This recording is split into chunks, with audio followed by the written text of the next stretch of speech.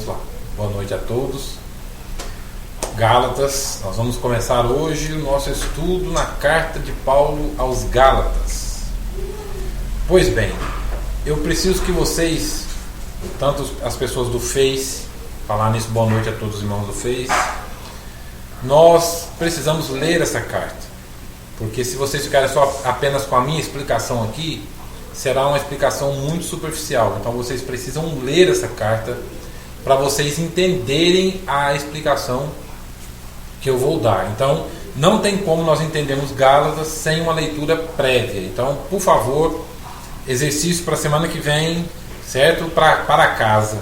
Nós temos que ler Gálatas. Então, carta de Paulo aos Gálatas. Para nós entendermos essa carta, nós precisamos entender o contexto que está por trás dela. Senão fica difícil o entendimento. Primeiro, Paulo não escreveu para mim e não escreveu para você. Paulo escreveu essa carta para um grupo de igrejas. Esta carta é a única carta que Paulo não dirigiu a uma pessoa e ele não dirigiu a uma igreja. Ele dirigiu a um grupo de igrejas e esse grupo de igrejas ficava numa região chamada Galácia.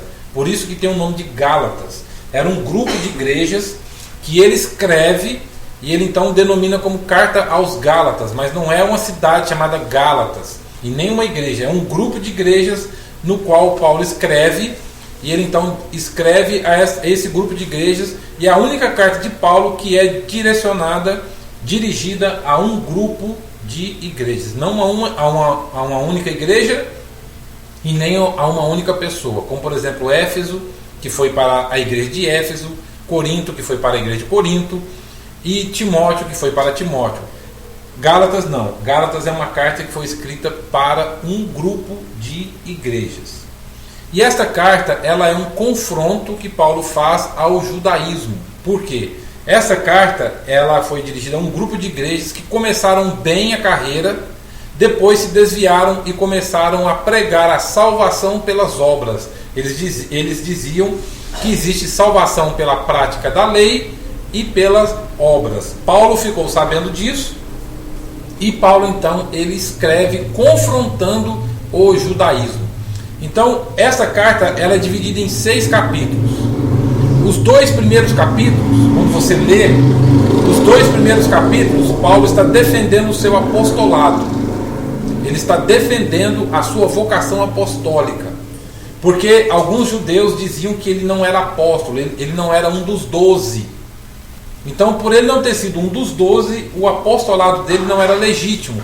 Quando você lê a carta, você vai ver que Paulo diz: eu não estava com os 12, mas eu fui chamado por Deus para ser apóstolo. Então, o capítulo 1 e o capítulo 2, Paulo está defendendo o seu apostolado. O capítulo 3 e o capítulo 4, Paulo está falando da liberdade, a libertação, a justificação e a nossa liberdade da lei. E o capítulo 5 e o capítulo 6, Paulo está falando sobre que mesmo que vivamos sem lei, não significa que nós não precisamos dela. Mas nós não somos escravos da lei. Então, quando você lê Gálatas, tenha em mente que Paulo está confrontando, é a única carta que ele confronta radicalmente o judaísmo. Pois não, Lucila, você tinha levantado a mão. Então, eram 13 apóstolos, não 12? Eram 13 com Matias, eram 12. Depois Judas suicidou, entrou Matias no lugar dele. Ficou sendo 12. Depois Paulo entrou, ele foi chamado, ele mesmo disse que ele é atemporão, ele é fora do tempo, mas ele era o 13º apóstolo. Em Mateus fala só 12, mas ele não estava com os 12. Não, ele foi chamado ao apostolado depois da morte de Cristo. Depois da morte de Cristo que ele foi chamado ao apostolado. São ao todo 13. Mas ele não esteve com os 12. O único com quem ele conviveu e coexistiu foi com Pedro. Até houve uma rixa entre eles depois. Pois bem, a carta de Gálatas ela é considerada na teologia como sendo a carta magna da liberdade cristã. Preste atenção nisso. Ela é até interessante você anotar isso. Gálatas é a carta que é chamada de carta magna da liberdade cristã. Por quê? Porque ele está falando contra o judaísmo, que o judaísmo diz que sem obras não pode ser salvo. Só se é salvo pelas obras. E Paulo está dizendo que não se é salvo por obras. Nós não somos salvos pelas obras. Paulo está dizendo isso. E ela é pela fé. E você, ao ler Gálatas, você vai ver que sempre Paulo está falando de lei, contra a lei, batendo na lei, ele está confrontando a lei. Então Gálatas tem essa postura. Há um ditado que diz assim que o judaísmo, ele foi o berço do cristianismo, mas ele quase foi a sepultura também do cristianismo. Por quê? Por causa da lei e da exigência da lei. E muitos teólogos dizem que assim como Deus levantou Moisés para libertar o povo do Egito, da escravidão do Egito, Deus levantou Paulo para libertar o povo da escravidão mental da lei.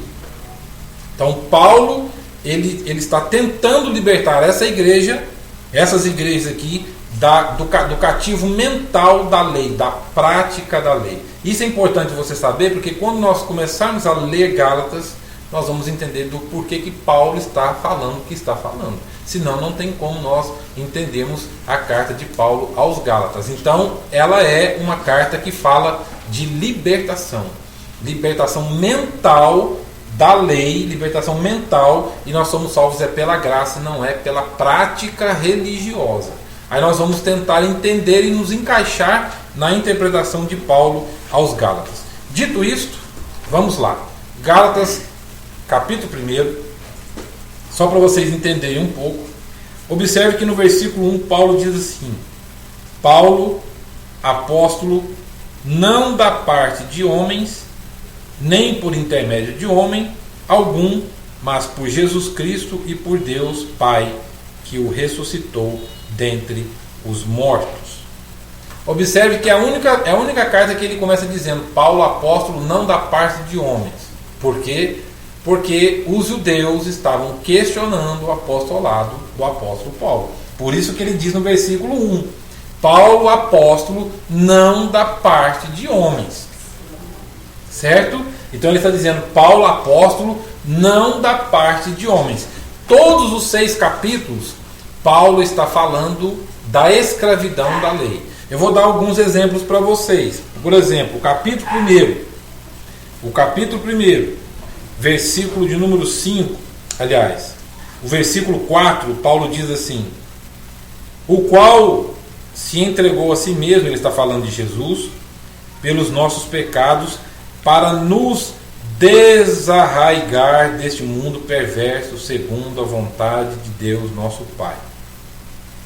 Vontade de nosso Deus e Pai, para nos desarraigar desse mundo perverso. Esse mundo perverso é a lei também.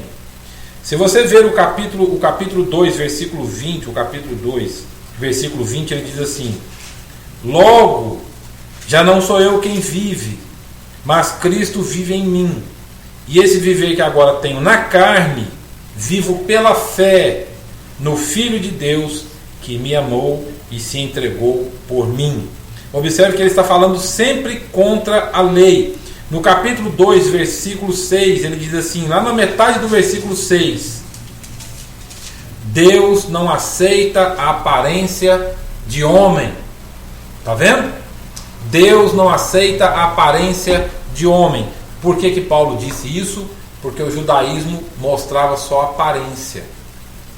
Lembra daquele momento em que Jesus, lá em Mateus capítulo 21, em que Jesus está passando e tem uma figueira, e ela estava cheia de folhas. Sempre quando uma figueira dava fruto, ela dava o fruto primeiro, depois saíam as folhas. E Jesus estava com fome e olha para ela e não acha nenhuma folha. Aí Jesus amaldiçoa ela, entra no templo, quando ele volta ela estava seca. Aí Jesus disse: isso aí é Israel. Ela tem a folhagem, mas ela não tem os frutos. Ela tem a aparência, mas ela não tem o fruto. E a Bíblia diz que é pelos frutos que conhecereis se nós somos ou não de Cristo Jesus. Então, o judaísmo é uma religião de aparência, e nós corremos esse risco de sermos membros de uma religião que se mostra, que se aparenta de aparência. E a Bíblia diz que o homem não vê, Deus não vê aparência, Deus vê o coração. E Paulo está tocando nessa questão. Paulo está dizendo no versículo 6 do capítulo 2, Deus não aceita a aparência de homens. Aí no capítulo 3, versículo 5, ele diz assim: aquele, pois, que vos concede o Espírito e que opera milagres entre vós, porventura o faz pelas obras da lei ou pela pregação da fé? Está vendo que Paulo está batendo o tempo todo na lei? O tempo todo. Sempre que você lê Gálatas, Paulo está dizendo: a lei não é nada, a lei é insignificante. O que é lei? Quando eu digo lei, o que vocês têm em mente?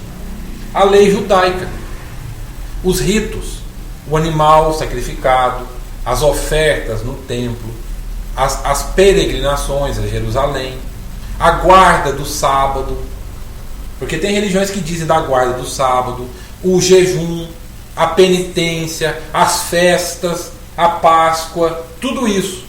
Paulo está dizendo: essas coisas não têm mais utilidade. Ir ao templo 3 vezes para orar, isso não significa que não precisamos orar, não é isso que Paulo está dizendo. Mas Paulo está combatendo o rito, aquele rito que escravizava, aquele rito que, ao invés de libertar, ele aprisionava. E Paulo então faz uma crítica a um grupo de igrejas que começou bem, mas que decidiu seguir a lei. E eles então afastaram do Evangelho por causa disso. Se você ver o capítulo 1, versículo de número 6 em diante, observe que Paulo diz assim: eu estou sintonizando vocês na carta para que vocês entendam o pano de fundo. O capítulo 1, versículo 6, Paulo diz assim: admira-me que estejais passando tão depressa daquele que vos chamou na graça de Cristo para outro evangelho. Entendeu agora? Para outro evangelho, o qual não é outro, senão que há alguns que vos perturbam e querem perverter o evangelho de Cristo. Mas ainda, agora preste atenção, mas ainda que nós, ou mesmo um anjo vindo do céu, vos pregue evangelho que vá além do que vos temos pregado, seja anátema. O que é anátema? O que significa anátema? Anote no canto da Bíblia: excomungado. Excomungado. Ainda que apareça um anjo que pregue outro evangelho, que não seja o evangelho de Cristo, seja anátema, excomungado. Agora veja o versículo: amaldiçoado. Veja o versículo 9: assim como já dissemos, e agora repito, se alguém vos prega evangelho que vá além daquele que recebestes, seja anátema. Está vendo a dureza de Paulo? Paulo está batendo contra a lei, porque a lei diz que sem obras não pode ser salvo. A circuncisão também era isso. A circuncisão. Quando você lê Gálatas, você vai ver que Paulo faz é a única carta que Paulo faz uma exegese do Velho Testamento. A palavra exegese, quando você lê Gálatas, você vai ver que Paulo está fazendo uma exegese, uma interpretação do Velho Testamento. Aí ele pega o exemplo de Abraão, Sara e Agar. Abraão, Sara e Agar. Aí ele diz que 2 povos nasceram de Abraão: um povo livre e um povo escravo. O povo de Agar era o povo escravo, o povo de Sara era o povo livre. E isso virou um conflito em Israel. Aí o que diz a Bíblia? Paulo está dizendo que nós somos filhos da liberdade e não da escravidão. Então Gálatas é o único livro, é a única carta que Paulo faz uma interpretação do Velho Testamento de forma exegética, de forma analítica. Agora, essa igreja, ela passou para o outro evangelho. Aí Paulo dá um vaticínio, Paulo faz uma interpretação e ele faz uma aplicação. E nós corremos esse risco também, de nós passarmos para outro evangelho, em nome de Deus. As igrejas da Galácia, aos Gálatas, ela passou para outro evangelho. e em nome de Deus. E é em nome de Deus que a história nos mostra que os maiores absurdos foram feitos. A religião atrasou o mundo mais de 500 anos. Isso é história, isso é fato. A religião atrasou o mundo em mais de 500 anos. Hoje nós poderíamos estar muito mais avançados, mas a religião não permitiu, a religião não deixou. Agora vamos lá para o capítulo 5, quando Paulo ele faz um vaticínio. Ele faz uma interpretação e ele faz uma crítica e ele mostra um perigo que esta igreja correu e ela sofreu as consequências disso. Olha só, o capítulo 5, o versículo 1, Paulo diz assim: para a liberdade foi que Cristo nos libertou. Permaneceis, pois, firmes, e não vos submetais de novo a jugo de escravidão. O que é jugo? O que é jugo? Por causa da palavra jugo, nasceu a expressão cônjuge, ou conjugal. Conjugalidade. Então, o que é conjugalidade? É quando duas partes acordam no sentido de acordo, cada um carrega um lado de um peso. Isso é jugo. Cada um carrega, isso a gente chama de casamento, namoro, noivado. São quando duas pessoas decidem carregar uma relação, ou carregar um peso. Isso é chamado de jugo. Daí nessa palavra conjugal. Por isso que Paulo diz, não vos ponhais em jugo desigual. Paulo não está falando, eu sei que isso é complicado, mas Paulo não está falando para o crente não casar com o não crente. Não é isso que Paulo está dizendo.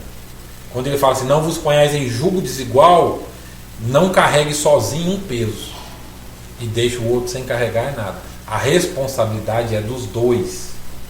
Então observe que Paulo pega essa expressão jugo e ele diz, não vos ponhais em jugo com a escravidão. Não se relacionem com a escravidão. Gente, religião escraviza. A ciência já provou e comprovou que religião ela causa obliteração, ela bloqueia o cérebro e as pessoas não conseguem raciocinar. É impressionante. E Paulo está dizendo no versículo 1, para a liberdade foi que Cristo nos libertou. Ele nos libertou do quê? Da lei. Então eu não preciso mais de rito, não preciso mais de ritualismo, eu não preciso mais de um estilo de roupa, de um estilo de andar, de um estilo de falar, de um estilo de cantar. Eu não preciso disso. Não há mais necessidade disso. Ele diz, não preciso. Foi para a liberdade que Cristo nos libertou. E a religião precisa de escravos, a religião precisa de pessoas que não sabem que são libertas. Ela precisa, é a massa de manobra dela, as pessoas que não pensam.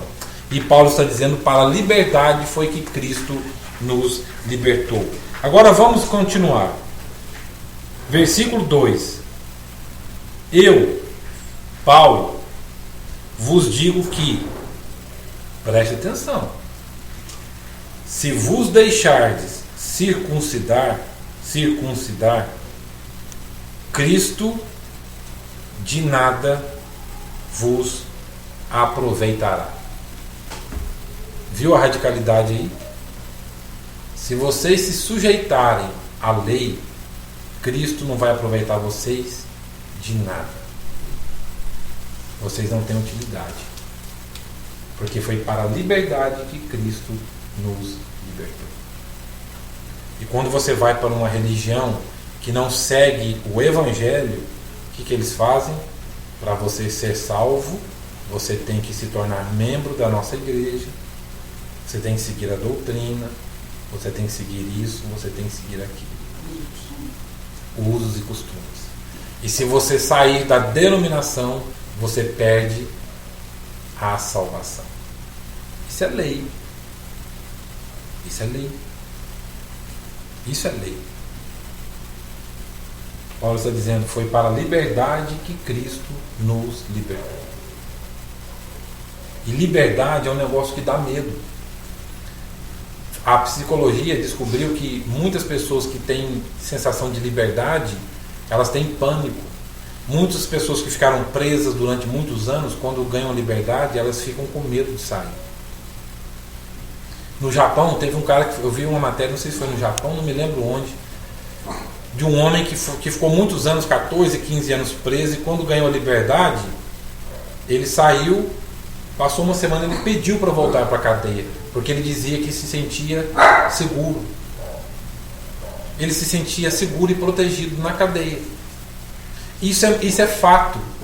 Você vê aquele filme lá do livro baseado no Stephen King, Um Sonho de Liberdade, que depois virou um livro.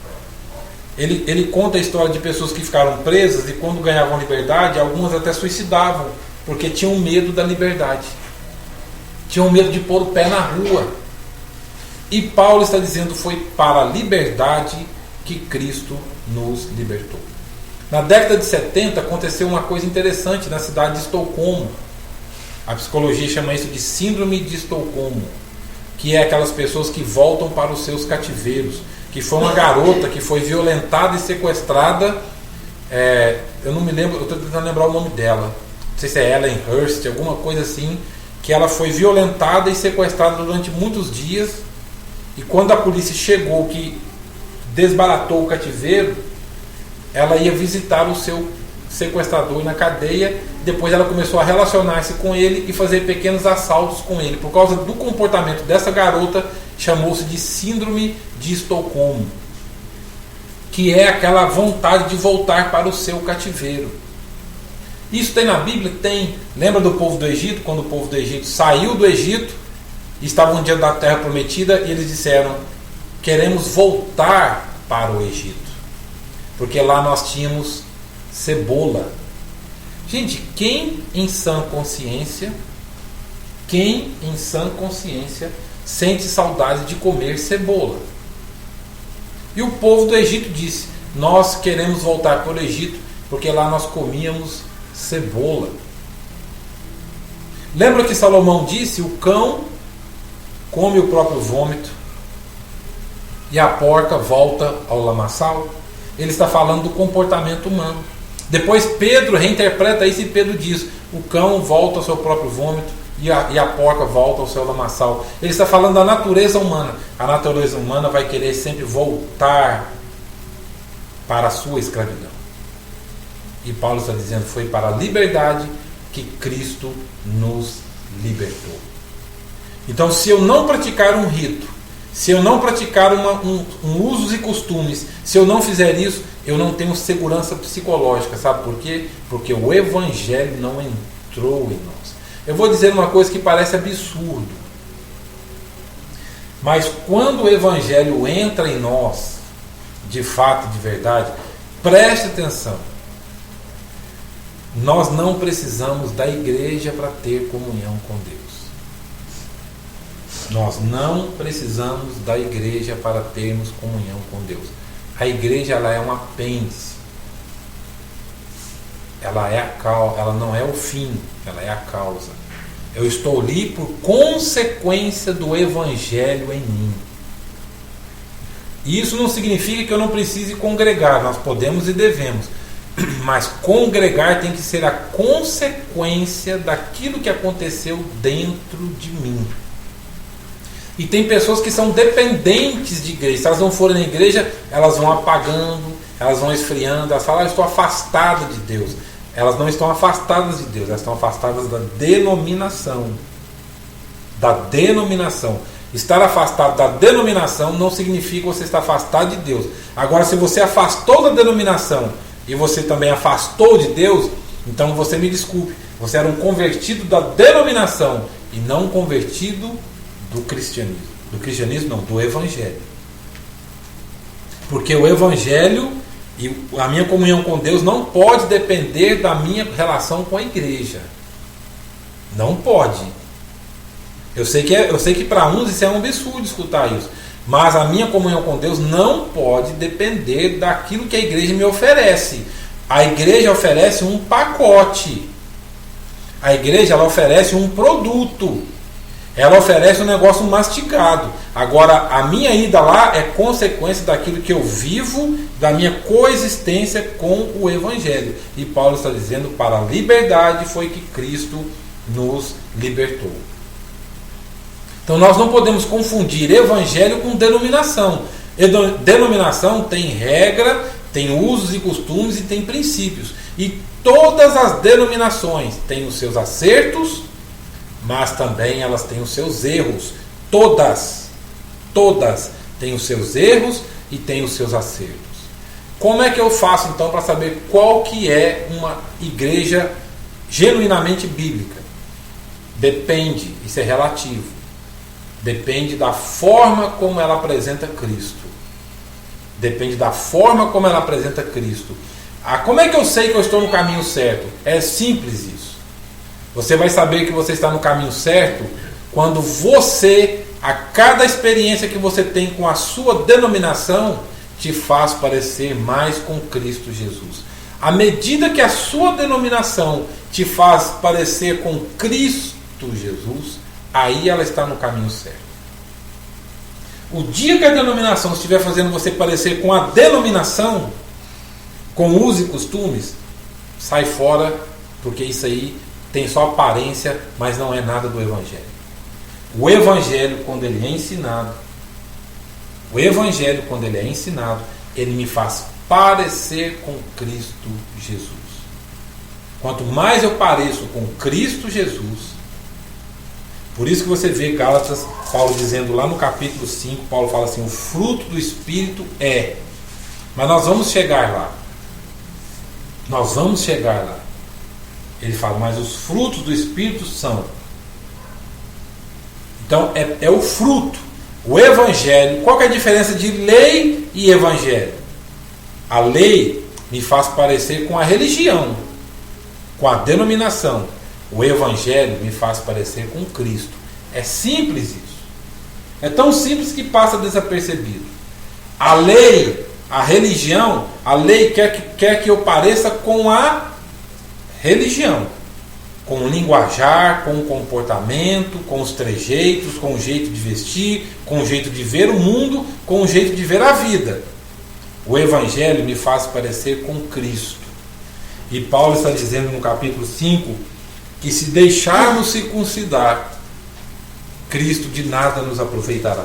Só que Paulo não para por aí. Paulo ele diz mais. E Cristo também veio batendo firme, né? Não, Cristo ele foi a antítese de tudo isso. Cristo ele veio batendo não, forte, Cristo ele né? jogou fora muita coisa. Muita coisa ele jogou fora. O Salmo 1 foi um. O Salmo 1 é bonito. Você lê o Salmo 1 é muito lindo. Bem-aventurado o homem que não anda segundo o conselho dos ímpios, nem se assenta na roda dos escarnecedores. Antes seu prazer está na lei do Senhor, e na sua lei medita de dia e de noite. Ele é como árvore plantada junto a ribeiro das correntes, e no devido tempo dá o seu fruto. É bonito o Salmo 1, mas o Salmo 1 diz assim, bem-aventurado o homem que não se assenta na roda dos escarnecedores. Jesus quebra o Salmo 1 e eles disseram, ele come e bebe com pecadores. Ele come e bebe com pecadores. Ele quebrou o Salmo 1. Outros salmos dizem assim, os inimigos de Deus serão os meus inimigos, e eu os odeio contumazmente. Eu os odeio com a minha alma. Aí Jesus disse, se te der um tapa, dê o outro lado. Se o teu inimigo pede para andar 1 milha, ande 2. Se te pedir a túnica, dê a túnica. Os salmos diziam isso. Os odeio com ódio consumado. Se o teu inimigo pede para andar 1 milha, perdoai e sereis perdoados. Perdoai e sereis perdoados. A lei dizia, não, dia de sábado não pode fazer nada. Aí aparece um homem no templo da mão ressequida no sábado. E Jesus fala, vem para o meio. E Jesus cura. A lei diz, não tem que punir o pecador. Tem que punir o pecador. Tem que disciplinar o pecador. Isso é coisa de lei. Tem que afastá-lo da ceia. Não é isso? Isso é coisa de lei. Se é coisa da lei, afasta. Aí Jesus faz o quê? Afasta a pessoa? Não. Quem não tem pecado que atire a primeira pedra. Mulher, onde é que estão os teus acusadores? Eu não te condeno. Vai-te em paz. Simples assim. É fácil. A lei quer que eu pareça com a religião. Lembra da oração? O judeu fazia oração e ele citava algumas coisas nas suas orações. Ele dava graças a Deus por não ser mulher. Ele dizia isso na oração: obrigado Deus por não ser mulher e obrigado Deus por não ser samaritano. Obrigado por não ser samaritano. Aí aparece uma mulher samaritana, os discípulos vêm e falam: ixi, ele está conversando com a mulher. E mulher e samaritana. E ele conversou com ela na boa, tranquilo, não deu explicação de nada, tranquilo, ficou e não justificou nada para eles. Ele quebrou essas coisas. Ele foi quebrando essas coisas. E Paulo está dizendo: se vocês se deixarem circuncidar, tem gente que começa bem. Paulo diz que eles começaram bem, eles começaram muito bem, mas eles foram perdendo a identidade. Nós corremos esse risco de comer. Tem pessoas que convertem com aquela paixão, com aquele amor, preocupado com as pessoas, ora, lê a Bíblia, mas aí começa a receber classe de catecúmenos, começa a receber as doutrinações da igreja, começa a receber a influência teológica, começa a receber o ponto de vista da denominação, que às vezes não é o ponto de vista do evangelho, aí começa a ficar preconceituoso, começa a ficar seletivo, começa a ficar excludente, começa a ficar condenador, começa a mandar as pessoas para o inferno, começa a amaldiçoar, começa a dizer que vai para o inferno. Gente, isso é perigoso. Cristo atraía as pessoas para perto de si. Cristo atraía as pessoas para perto de si. Ele come e bebe com pecadores. Falta isso para nós, comermos e bebemos com pecadores. Falta isso para nós. Falta isso para nós. Comer e beber com pecadores. Falta isso para nós, de sermos a resposta daquela oração: eu vos envio como ovelhas para o meio de lobos. Nós precisamos ir para o meio dos lobos. Credo, bata na madeira, fala um trem desse não. Nós precisamos ir para o meio dos lobos. Nós precisamos ir para o meio dos gentios. Nós precisamos ir para o meio do pecador. Nós precisamos encostar nos pecadores.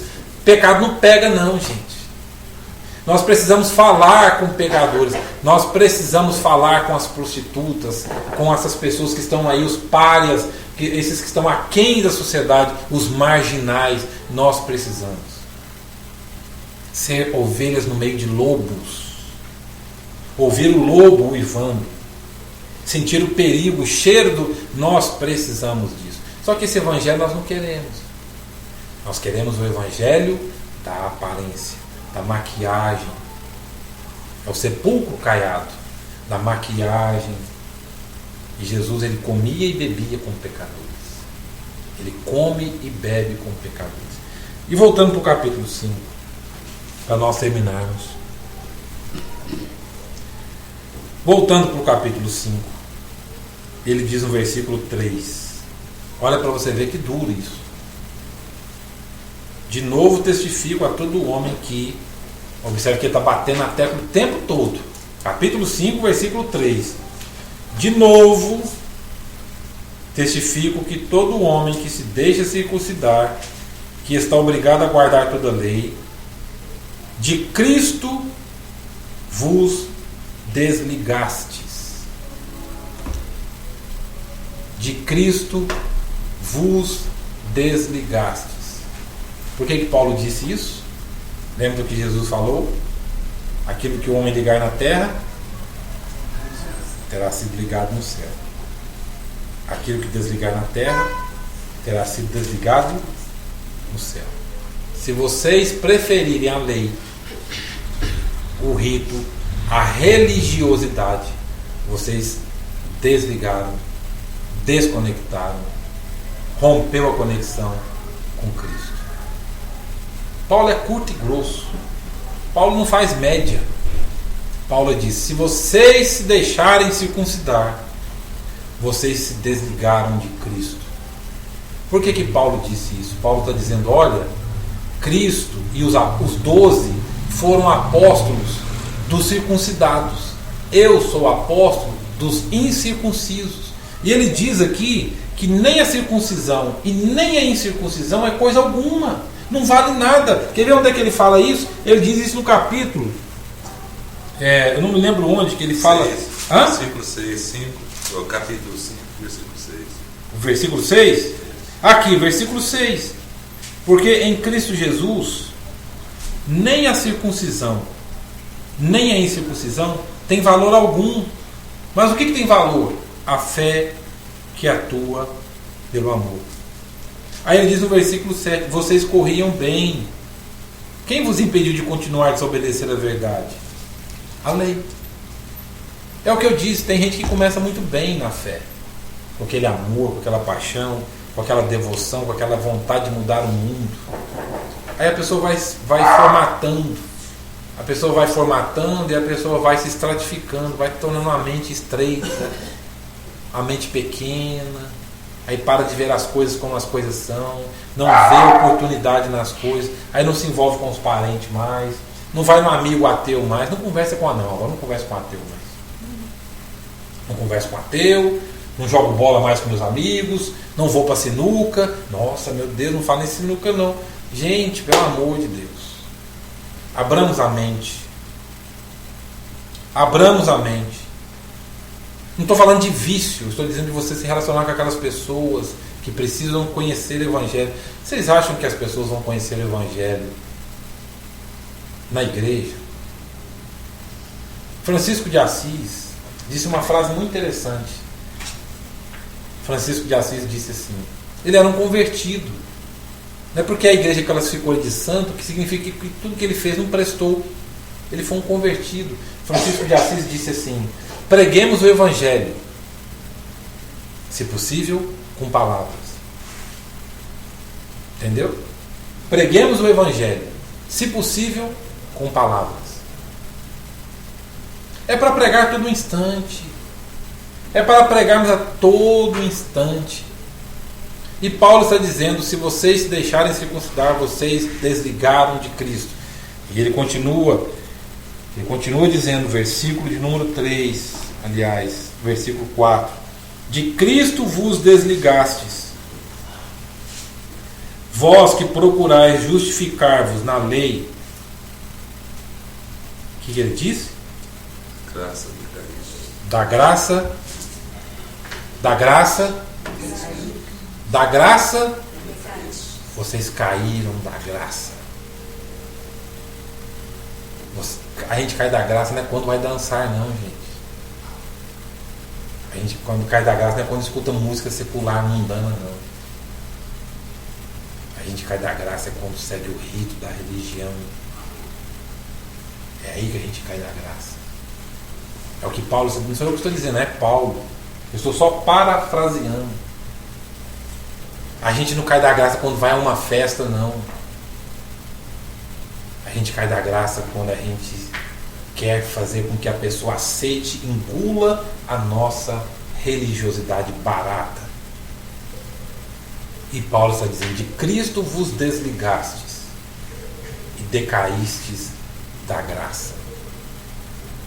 De Cristo vos desligastes e decaístes da graça. Agora veja o que diz o capítulo 6, para nós pararmos, e semana que vem a gente continua analisando isso. Qual que é a essência do Evangelho? A essência do Evangelho está no capítulo 6. Eu preciso que vocês leiam Gálatas, para que semana que vem chegarmos aqui vocês estejam com ela na cabeça. Capítulo 6, versículo 14 e versículo 15. Mas longe esteja de mim gloriar-me, senão na cruz. Longe esteja de mim. Capítulo 6, versículo 13. Longe esteja de mim. Versículo 14, aliás. Mas longe esteja de mim gloriar-me, senão na cruz de nosso Senhor Jesus Cristo, pela qual o mundo está crucificado para mim e eu para o mundo. Versículo 15. Pois nem a circuncisão é coisa alguma, nem a incircuncisão, mas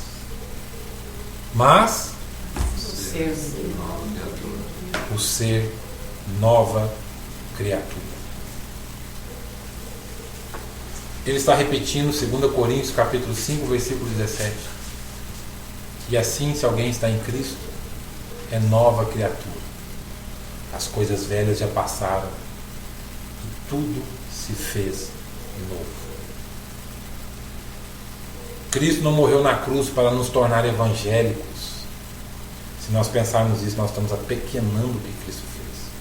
Cristo não morreu na cruz para não nos tornar católicos, espíritas, ateus. Cristo morreu na cruz para nos fazer nova criatura. É isso que é a essência do Evangelho. Longe de mim esteja gloriar-me, a não ser na cruz. Por meio dela eu estou crucificado para o mundo e o mundo para mim. Não tenho relações com o mundo.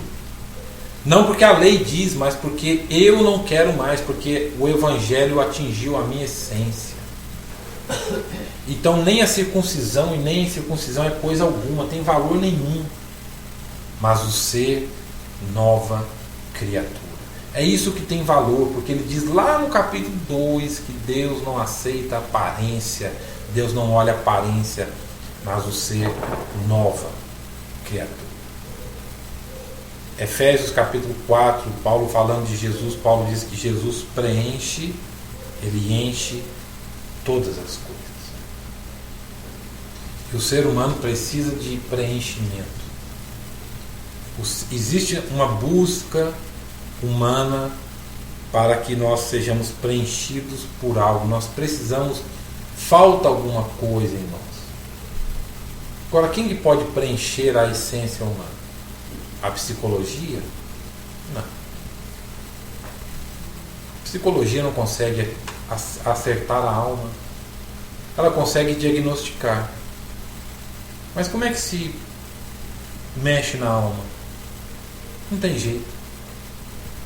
A alma humana, ela é primitiva, ela é carente. E a alma humana, quando ela não acha a porta, ela vai buscar em coisas. E a alma humana, ela precisa ser vista. A alma humana, ela precisa de afeto, ela precisa de compreensão, ela precisa de amparo, ela precisa de ombro. Mas quando ela não tem isso, ela vai buscar nas coisas. Aí o ser humano precisa comprar, precisa vender, precisa pegar. Aí trocamos aquela necessidade de ser pela necessidade de ter. Aí o ter é mais importante do que o ser. E Paulo está dizendo o ser nova criatura. Aí ele está mexendo na essência humana. Ele está dizendo o ser nova criatura. Só o Evangelho pode mexer nas entranhas humanas. Só o Evangelho. Só o Evangelho pode tocar na essência humana. Isso é um departamento lá de cima. A medicina não consegue, a ciência não consegue, a tecnologia não consegue, nada consegue mexer no ser, somente o Evangelho. Quando eu digo Evangelho, não é os 66 livros. Quando eu digo Evangelho, é Cristo. Cristo, a personificação do Evangelho. O Cristo que venceu na cruz. E Paulo está dizendo o ser nova criatura. E eu vou terminar com uma pergunta. Nós somos um povo do Evangelho ou nós somos um povo da religião? Nós somos um povo do Evangelho ou nós somos um povo de denominação? Se nós somos um povo de denominação, deixemos isso. Falemos como Paulo disse. É tudo esterco, refúgio, não vale de nada. Não vale. Nós temos que ser do Evangelho. Nós temos que ser pessoas da cruz. Aquelas pessoas que se escondem na cruz, que se escondem atrás da cruz, que vão para a cruz. Eu quero ser achado nele. E aquilo que Paulo disse aos Filipenses, eu quero ser achado nele. Eu quero conhecer, eu quero ser achado nele. Isso sim vale a pena. É sermos achados em Cristo Jesus. Por isso que Paulo escreveu essa carta, que é uma carta dura, porém muito madura, mas libertadora. E semana que vem nós vamos ver os frutos do Espírito, em contraste dos frutos da carne, que são frutos da religião. A religião produz os frutos da carne. O Evangelho produz os frutos do Espírito Santo. O Evangelho. A religião me desliga. A religião me faz cair da graça. A denominação, a religião, a lei me faz cair da graça. Me faz cair, me faz decair da graça, me faz desligar. O Evangelho, o fruto do Espírito, me faz ligar a Deus. Eu ligando a Deus, eu me ligo às pessoas. Eu estou com pessoas. As pessoas vêm e eu vou até as pessoas. Isso é Evangelho. Isto é Evangelho. Leia Gálatas. É importante que você leia. Para quinta-feira que vem você já está sintonizado. Se tiver perguntas, faça. Mas eu preciso que você leia Gálatas, porque é importante. Nós vamos achar muitas respostas quando nós lemos a carta de Paulo aos Gálatas, que é uma crítica. Uma crítica à lei. Mas é aquilo que ele diz com muita propriedade no capítulo 2, para nós terminarmos. Versículo 20. Logo, já não sou eu quem vive, mas Cristo vive em mim. Logo, já não sou eu quem vivo, mas Cristo vive em mim. Quem é que vive em você? É a lei? É a denominação? É a religião? Ou é Cristo? Não confunda as duas coisas. São duas coisas distintas. Água e óleo não se misturam. Água e óleo não se misturam. Não se misturam. Já não sou eu quem vivo, mas Cristo vive em mim. A razão de ser é porque Cristo vive em nós. Isso é importante. Cristo viver em nós. Vamos colocar de pé e vamos orar.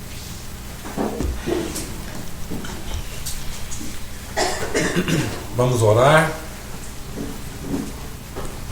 Orar por aqueles irmãos que estão viajando, por aqueles irmãos que estão enfermos, por nós, para que a gente cative a nossa mente pelo Evangelho, que a nossa mente seja cativa pelo Evangelho, que a nossa mente seja disciplinada pelo Evangelho, que a nossa mente seja direcionada pelo Evangelho. Deus não nos chama para sermos da igreja A, da igreja B, da denominação A, da denominação B. Deus nos chama para sermos do Evangelho, da cruz. Pessoas e homens e mulheres da cruz. Não crucificados literalmente, mas crucificados existencialmente. Aqueles que são da cruz, dos valores da cruz. O problema é que nós achamos que cruz é só um símbolo de Natal, canção de Natal ou de Páscoa. Cruz vai muito mais além disso. Cruz vai muito mais além disso. Cruz vai muito mais além. Mas nós vamos estudando isso à medida que viemos aqui às quintas-feiras. Vamos orar. Bondoso Deus, graças te damos por tua palavra. Graças te damos pelo que aprendemos.